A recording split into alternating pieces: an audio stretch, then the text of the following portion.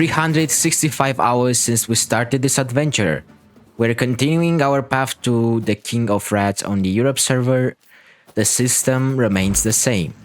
Taking on work one step at a time by doing the step with consistency, even when it gets hard.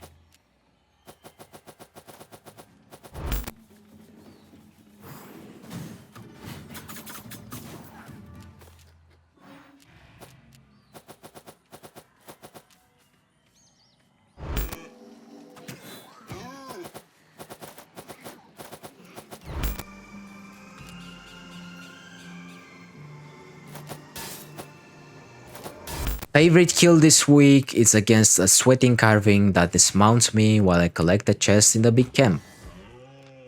Lucky enough, I had my spell switch for PvP. I already knew from experience I had to take the fight as the carving has enough mobility to follow and kill me. He didn't expect the build's damage, so he follows me after the first combo, and I managed to put enough Q stacks in the second rotation to kill him through his undead cape. Keep in mind, with this build, if used above tier 8, go for pure mist snapper roast to compensate for the loss of defense from the creep candle. The build I'm using here is part of the new meta I'm trying to introduce in the game. You can see the final version of the build later in the video, where I'll also show the current account progress.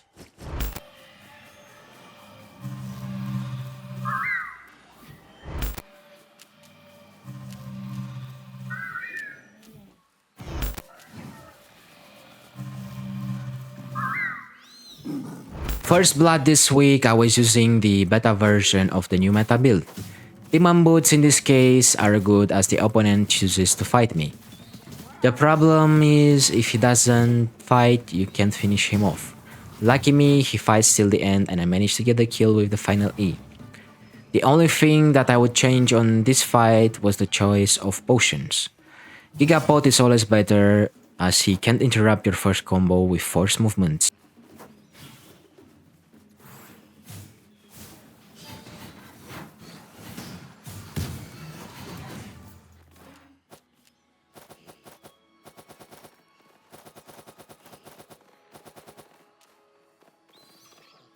Our next battle is against the Death Givers with similar IP. Mistwalker jacket is one of the best counter for this build, as I can eat the first E combo. Also, the Demon Boots don't help much as I make the mistake of using them too early. If I had Royal Sandals, I could have catch him faster and put the Q stacks to kill him through his undead cape.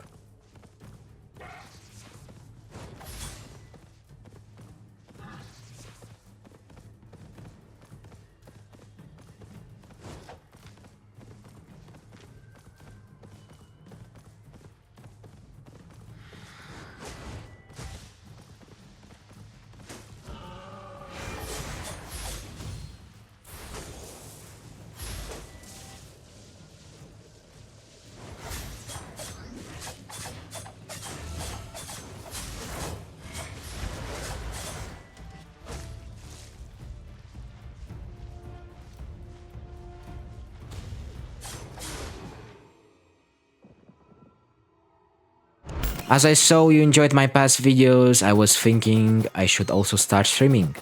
Tell me what you think in the comments below.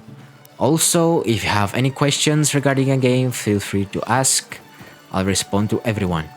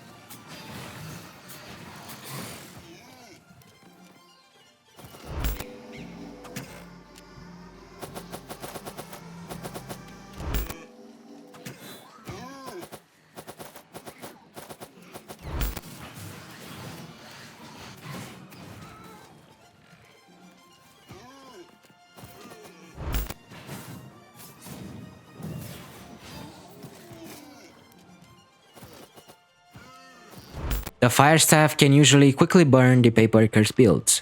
Lucky enough for me, he doesn't pay attention as he's focused on his legendary chest. I kill him and take his chest. To be able to see better while collecting, I recommend using toggle recording mode. You can bind it in the settings and key bindings.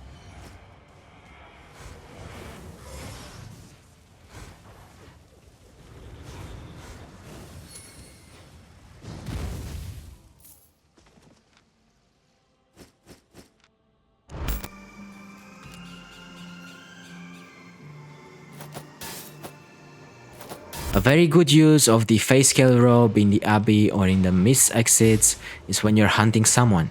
This guy panics after I use the flaming circle and puts me in combat, which gives me the time to finish him up, even though I had demon boots and I was slow to catch him.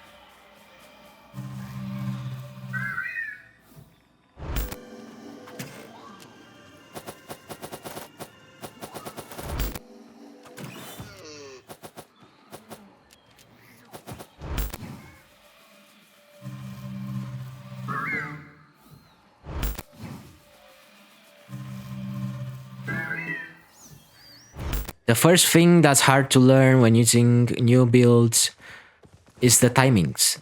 Normally against melee matchups that have counters in their build, you should use the second ability of the robe that increases your resistances and stuns the enemy if he attacks.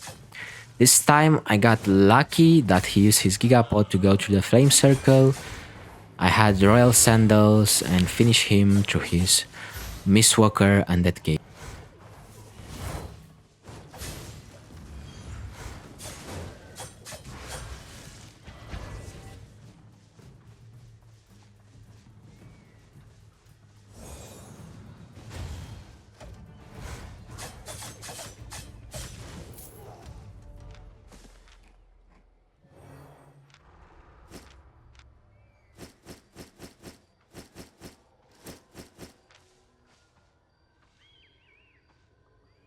A very good thing about this build is that if someone is caught off guard or lets you get close to him while mounted, even he has a counter for you, you have so much damage from your basic abilities that he won't have enough time to react and will either run or die fighting you.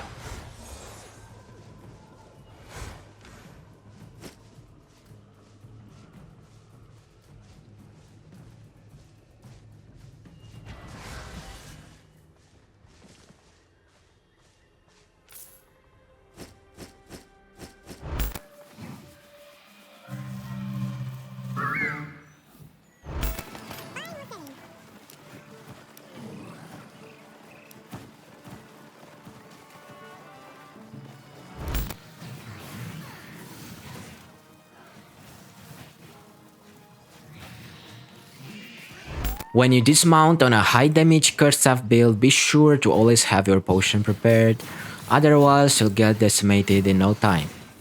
This battle axe doesn't use the pot on my full combo and I managed to finish him off and scare the rat globes away.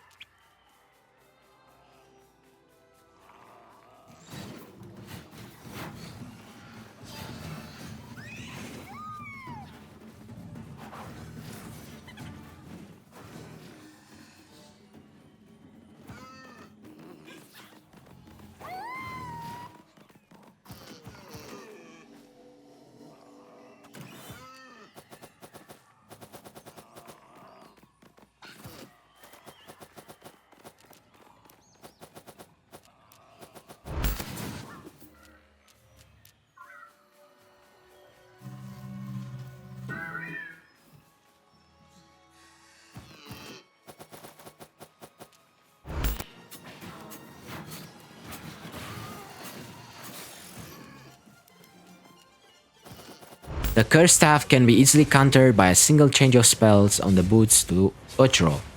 Usually you can use Grudge against these kinds of players, but it's tricky against Purge as I can purge your Grudge and you will lose because you will lack damage. Lucky enough for me, this dual sword misses his timings and I win the fight.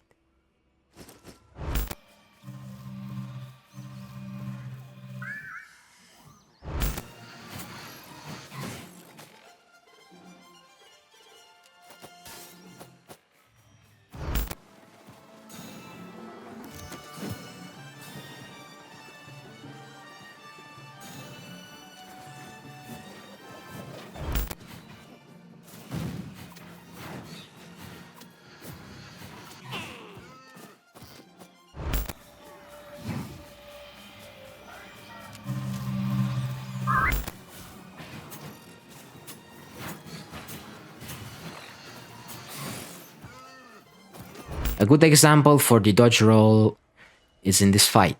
He uses them to stop my first T, but I still have my AP advantage and my Gigapod, which I recommend against most of the glove players.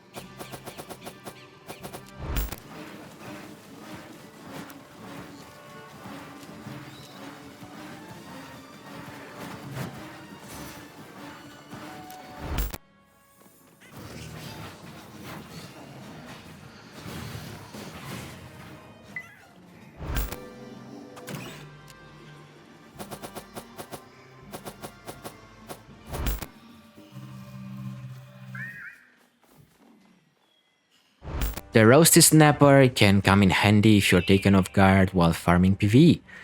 This time I managed to reset my health and bait the spear while still low on HP.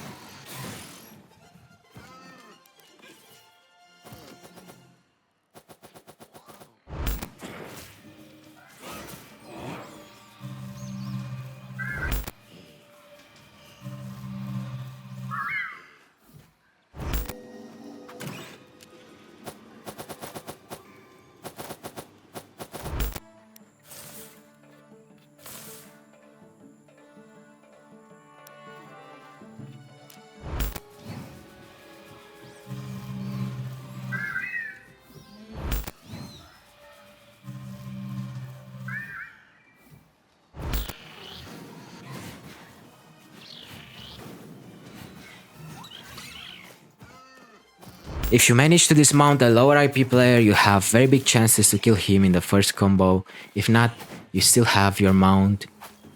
You can use it to catch up and finish in the second round.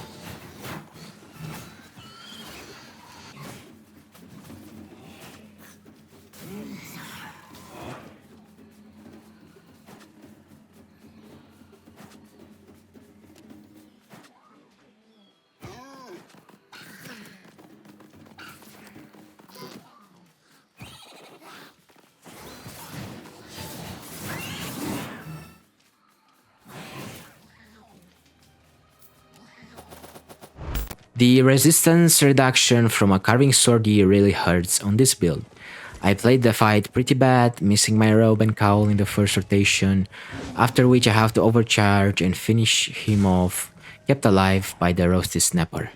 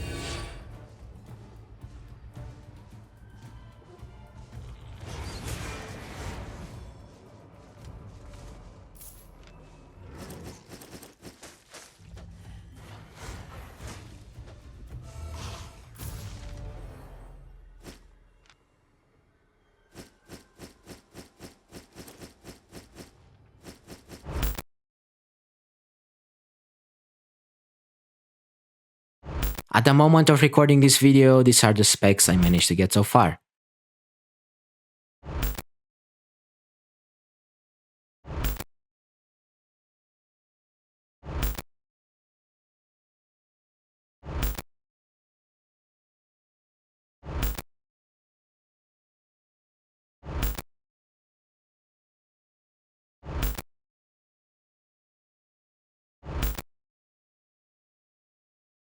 By applying what I know, what I learn from others, and by practicing step by step, I'll become the best for at least one aspect of this game. If you want more tips on how to win more, check out the video that I left on the right, and remember, always and forever, better support wins.